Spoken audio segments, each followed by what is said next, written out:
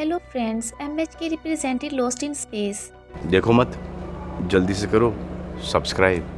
Lost in space के last episode में हमने देखा था कि कैसे एक क्रिएचर इस प्लेनेट के ऊपर सारे सर्वाइवल के एक साथ होने पे अटैक कर देता है, लेकिन रोबोट आके सबकी जान बचा लेता है। लेकिन सबके सामने रोबोट की जो बात छुपाई गई थी वो भी सामने आ जाती है। इस कंटिन्यूटी के साथ एपिसोड नंबर 6 स्टार्ट होता है। मॉरिन जब सन का एग्जामिनेशन करके वापिस आई थी तो वो जॉन से बात करती है और बताती है कि सन के पीछे उसने ब्लैक होल देखा है जिसकी ग्रेविटी इस प्लेनेट के ऑर्बिट को चेंज कर रही है और कुछ दिनों तक यह प्लेनेट सन के इतने करीब से गुजरेगा कि उसकी हीटनेस से कोई भी जिंदा नहीं बचेगा। उसी वक्त पीनी वहां से गुजर रही थी और उनकी बातें पीनी भी सुन लेती है, लेकिन मॉरिन इस बात से अभी तक कंफ्यूज है कि इतना बड़ा डिस्कशन सारे लोगों के बीच में करना चाहिए या नहीं। जहां जॉन कहता है कि हमारे पास यहाँ पहले ही एक और प्रॉब्लम है, वो है रोबोट, और उसका डिस्कशन भी पहले होगा। सारे लोग रोबोट को देख के डर चुके हैं, अब कोई भी रोबोट को एक्सेप्ट नहीं करेगा। अब विक्टर बाकी लोगों की मीटिंग बुलाता है जहाँ पे एंजीला भी थी। ये सारा डिस्कशन रोबोट पे था कि रोबोट की वजह से पहले ही 27 लोग मर चुके हैं, तो क्या रोबोट पे यकीन करना चाहिए। कुछ लोग अभी भी रोबोट का साथ दे रहे थे कि कल रात रोबोट ने उस क्रिएचर से सबकी जान बचाई थी। तब विक्टर कहता है कि इस बात का डिसीजन उस इंसान से पूछना चाहिए जिसका सामना रोबोट के साथ हो चुका है। तब यहाँ पे एंजीला खड़ी होती है और अपने हस्बैंड की सारी बात बताती है कि रेजुलेट में आने से पहले कैसे उस रोबोट ने उसके हस्बैंड पे अटैक किया और कैसे उसकी लाइफ बर्बाद हो गई। अब यहाँ पे जॉन कहता है कि रोबोट एक प्रोग्राम है, एक ऐसा प्रोग्राम जो कि बदलना शुरू कर रहा है। ये बात भी सच है कि रोबोट ने कई लोगों की जान ली है, लेकिन इस रोबोट ने रॉबिन्सन फैमिली के हर फर्द को बचाया है। एंजीला इस बात को एक्सेप्ट नहीं कर पाती और इस मीटिंग को छोड़ के चली जाती है। जून का अगला निशाना एंजीला थी, इसलिए वो एंजीला के पीछे जाके उससे इन्फ्लुएंस करने की कोशिश करती है और कहती है कि मैं डॉक्टर स्मिथ हूँ और तुम्हारा दुख समझती हूँ क्योंकि मैंने भी किसी अपने को खोया है,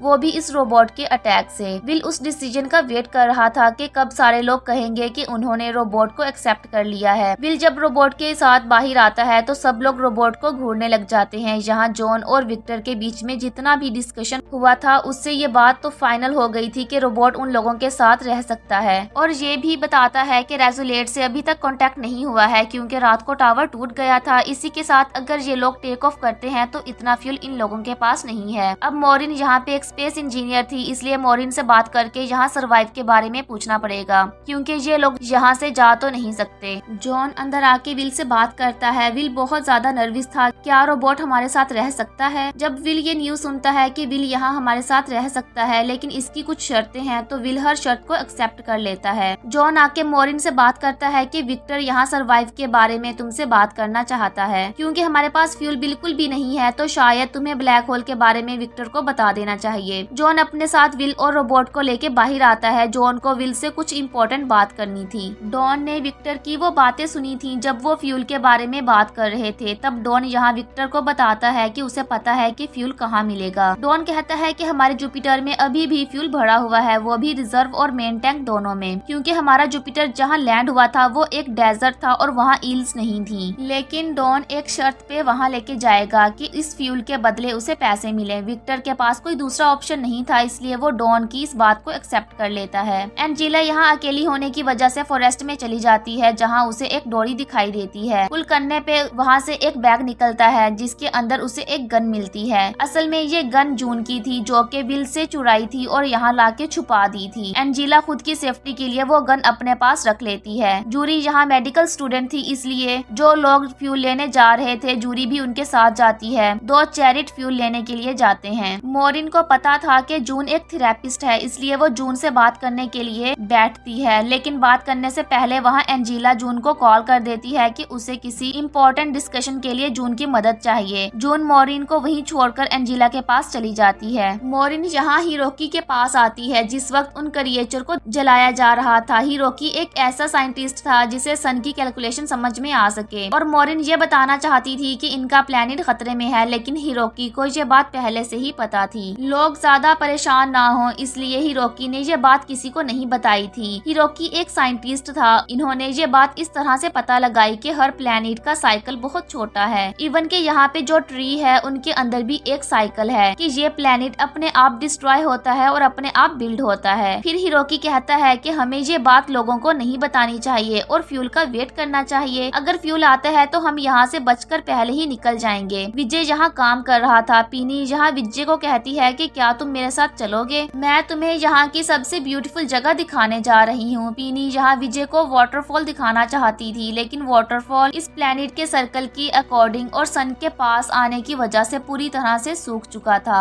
इस बात पे पीनी को बिलीव ही नहीं होता और उसका मूड पूरी तरह से ऑफ हो जाता है, क्योंकि वो विजय के साथ कोई मोमेंट शेयर करना चाहती थी। गलती से पीनी के मुंह से ये बात निकल जाती है कि इन लोगों के पास टाइम कम है। विजय पूछता है कि तुम ये बात क्यों कर रही हो, तो पीनी कहती है कि उसने अपने पेरेंट्स को बात करते हुए सुना है कि इनका प्लेनेट खतरे में है और जल्द ही ब्लैक होल की वजह से इनका प्लेनेट सन के पास से गुजरेगा। सारे लोग इस जगह पे पहुंच जाते हैं जहाँ पे डॉन का जुपिटर खराब हुआ था, लेकिन जब इन लोगों को जुपिटर नहीं दिखाई देता तो विक्टर डॉन के ऊपर चिल्लाने लगता है कि आखिर तुमने हम सबकी आखिरी उम्मीद भी तोड़ दी। विक्टर यहाँ पैसों की भी बात करता है। तब जॉन को पता चलता है कि डॉन ने पैसों की वजह से फ्यूल के बारे में बताया था, लेकिन जुपिटर जो था वो रेत की वजह से पूरी तरह से ढक चुका था, इसी वजह से इन लोगों को दिखाई नहीं दिया। अब जब इन लोगों को जुपिटर मिल चुका था तो ये लोग रेत को हटा के जुपिटर के अंदर जाते हैं और इवान नाम का लड़का बताता है कि अभी भी रिजर्व टैंक फुल है। इसके बाद हम फादर सन की जोड़ी देखते हैं। जून यहाँ पे विल को कुछ समझाने के लिए लेके आया था। जून विल को पत्थर लाने का कहता है, इतना भारी स्टोन जितना कि विल उठा सके। विल पूछता है कि आखिर इसके पीछे रीजन क्या है, तो जॉन बताता है कि ये उन 27 लोगों की याद है जिन्हें रोबोट ने मारा है और अब इन सब की जिम्मेदारी तुम्हारे ऊपर है, क्योंकि रोबोट सिर्फ और सिर्फ तुम्हारी बात मानता है और अगर रोबोट किसी भी तरह की कोई गलती करता है तो उसका रिस्पॉन्सिबल विल को समझा जाएगा। इस वजह से विल को अपनी रिस्पॉन्सिबिलिटी समझनी होगी। एंजीला ने जून को बुलाया था कि गुजरे हुए वक्त की वो बातें जून के साथ शेयर कर सके और बातें बाहर आने की वजह से वो कुछ बेहतर फील कर सके। जून यहाँ एंजीला को गलत ट्रीटमेंट देती है और जिस बात से एंजीला को गुस्सा आता है वो बात बार बार रिपीट करवाती है। जून यहाँ पे जो काम करने के लिए आई थी वो कर चुकी थी, यानी कि एंजीला को गुस्सा दिलाना, उसकी इमोशन को और ज्यादा भड़काना और खासकर रोबोट के लिए नफरत पैदा करना। एंजीला को ये सारी बातें बताने के बाद अच्छा लगने की बजाय और ज्यादा गुस्सा आने लगता है और जून उसे छोड़ के चली जाती है। सीन शिफ्ट होता है फ्यूल निकालने पे। डॉन समझाता है कि अगर ये लोग सारा फ्यूल निकाल लेंगे तो सारा वजन दूसरे हिस्से में पड़ेगा, क्योंकि फ्यूल वाला हिस्सा थोड़ा हल्का हो जाएगा, इसी वजह से ये जुपिटर नीचे भी गिर सकता है। इसलिए हमारे पास जो चैरिट है उसकी वायर से जुपिटर को बांधना होगा, तब जाके ये लोग जुपिटर से फ्यूल निकाल सकते हैं, ताकि चैरिट के खींचने से जुपिटर नीचे ना गिरे। फ्यूल निकालने का काम चल रहा था और फ्यूल निकालने के आखिर तक जून ने डॉन से बात नहीं की थी और वो बहुत गुस्सा थी। डॉन नीचे जुपिटर के अंदर जाता है और वायर्स और पाइप्स को निकालता है ताकि ये लोग यहाँ से जा सकें, लेकिन जाने से पहले एक हेज में जाता है जो कि डॉक्टर स्मिथ का रूम था। डॉन को पहले से ही पता था कि जून शायद झूठ बोल रही है, इसलिए वो डॉक्टर स्मिथ के हेज पे जाता है तो उसे एक एल्बम मिलता है और साथ में कुछ ID कार्ड्स भी मिलते हैं, जिससे डॉन को पता चल जाता है कि जून ने झूठ बोला है कि वो डॉक्टर स्मिथ है। ये किसी दूसरे की आइडेंटिटी को यूज कर रही है, ये एक झूठी लड़की है। इसी टाइम पे जब वायर्स छूटने लगती हैं तो जुपिटर पूरी तरह से हल्का होने की वजह से एक तरफ झुकने लगता है। इवान एक चैरिट से जुपिटर को डिटैच कर चुका था, लेकिन अब तक भी जूरी का वायर बंधा हुआ था। वो उसे खोलने नहीं देती क्योंकि उसे पता था कि डॉन जुपिटर के अंदर ही है। अगर वायर हटा दी गई तो जुपिटर के साथ ही डॉन भी नीचे गिर जाएगा। सारे लोग इतना बड़ा रिस्क नहीं ले सकते थे क्योंकि चैरिट के साथ जूरी भी नीचे गिर जाती। जैसे ही वायर को डिटैच किया जाता है तो वहाँ पे जुपिटर हल्का होने की वजह से नीचे गिर जाता है। सबसे पहले वहाँ से जूरी भाग के आती है कि क्या डॉन जिंदा बच्चा है या नीचे गिर के मर गया। जब डॉन किसी को भी नहीं दिखता तो सभी को पता लग जाता है कि डॉन मारा गया है, लेकिन तभी साइड से डॉन ऊपर आता है और कहता है कि मैं इतनी जल्दी नहीं मरने वाला। मोरिन अभी भी टेंशन में थी, लेकिन जब जूरी की कॉल आती है कि फ्यूल मिल गया है तो मोरिन कुछ रिलैक्स फील करती है। क्या ये सब लोग फ्यूल मिलने की वजह से नेक्स्ट प्लेनेट पे मूव कर पाएंगे या नहीं, ये जानने के लिए हमारा नेक्स्ट एपिसोड लाजमी देखें। तो फ्रेंड्स मिलते हैं नेक्स्ट एपिसोड के साथ, तब तक के लिए अल्लाह हाफिज।